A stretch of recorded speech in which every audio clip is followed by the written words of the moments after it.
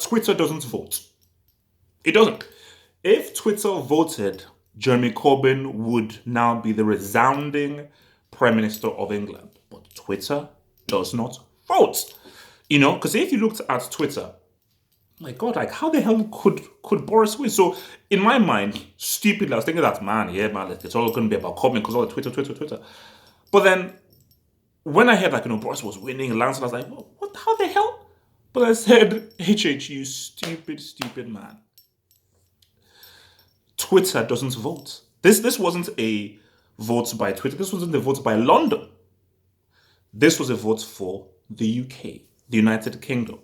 And you see, for me, like I live in London, obviously. I'm on and off in and out of London, but I went to school in the countryside.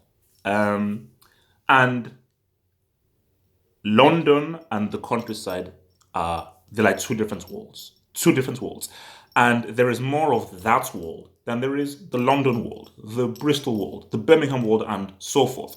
And in that world, in the countryside, who these guys don't really use Twitter that much. They may have a Facebook, but they don't use it that much as well. For these guys, it doesn't surprise me that they would vote conservative.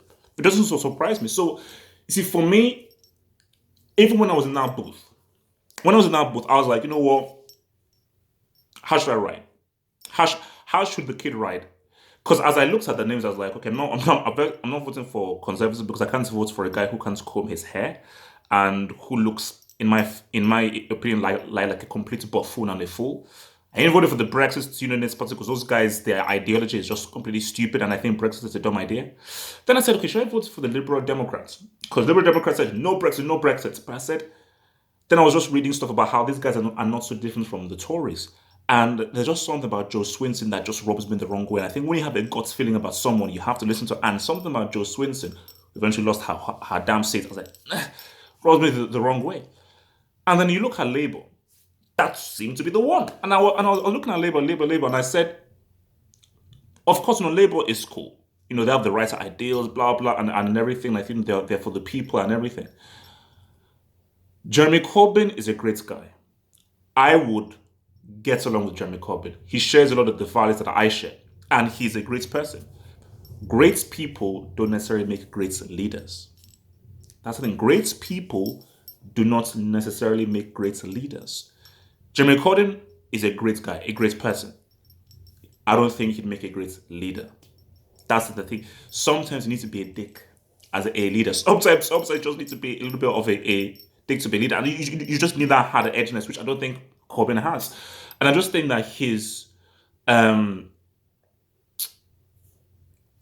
wavering position with regards to Brexit also worries me. Like, no, do you want to stop this thing or do you not? But you're like, well, I'll have a people's vote. Come on. So then I ended up voting for, and I think this goes to the larger point as to why Boris won. I ended up voting for the Green Party. Because I said, the Green Party, they will live and die by their ideals.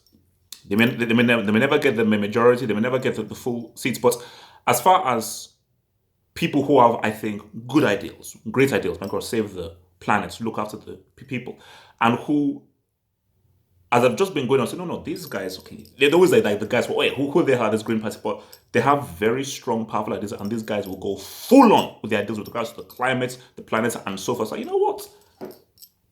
Let me give my thing into the Green Party, so I put it in. And therein lies the issue. Because if I was being tactical, if you're being tactical, you vote for Labour because they have the best chance to win. Or maybe Liberal Democrats, so you can maybe get like a hung parliament or so forth. But at the end of the day, for many people who may have voted Labour, they looked at a Jeremy Corbyn and like, I just can't vote for him as a leader. And throughout the debates and everything, he just doesn't come across as a strong leader. So my thing is beyond that. I say vote for anyone. Vote for the flipping Foxes. Vote for the clans. Vote for anybody apart from flipping Boris Johnson. Because for me, it's like the lesser of two. Because for me, if let's say on the ballot it was Corbyn, Boris, I vote Corbyn 100%. If those are the only two on the ballot, because the thing about Boris is, and I think this is another point I want to raise up, is this guy, in his views, similar to Trump, is like, I can say anything, I could do anything, and these idiots will still vote for me. So even more so now, very similar to Trump, the parallels are incredible. Boris is like, my God, I can triple down on what I can say anything. I can be racist, I can be rude, I can be abrasive, I can lie, and these clowns will still vote for me. So which is why I always say that when we just walk around the streets and everything, there should be like a massive banner that says who voted for who. Because if Boris does well, oh man, you can jump up and down. But if Boris screws up and messes up, those people who voted for Boris, let them be known. So be like, so we can point them and say, you vote for Boris, this is your leader right there. But I think if you're in Boris's position right now, you're like, my God, I am gonna double down on my racism. I'm gonna double down on my like, I'm gonna be even worse. Because no matter what I do, similar to Trump, I can do anything and say anything. I have a bunch of clowns who will still vote for me. So for me, Boris is in a powerful, strong position. And right now, he can do anything he wants. So I just think that England are heading in a very interesting position right now, because you just have a dude right now who he now is in such a powerful position that he can pretty much almost do anything that he wants right now. And that's pretty worrying, man. But I think, look, as I said again, Twitter don't vote, man. Twitter don't vote. So your hashtags, your retweets, your memes, and everything, it's that person that goes into the booth probably doesn't even know what the hell, who probably thinks Twitter is some kind of like new bed or something. It's that guy that goes in, puts that cross, and goes home, man. Remember to like the video, remember to subscribe. I'm out.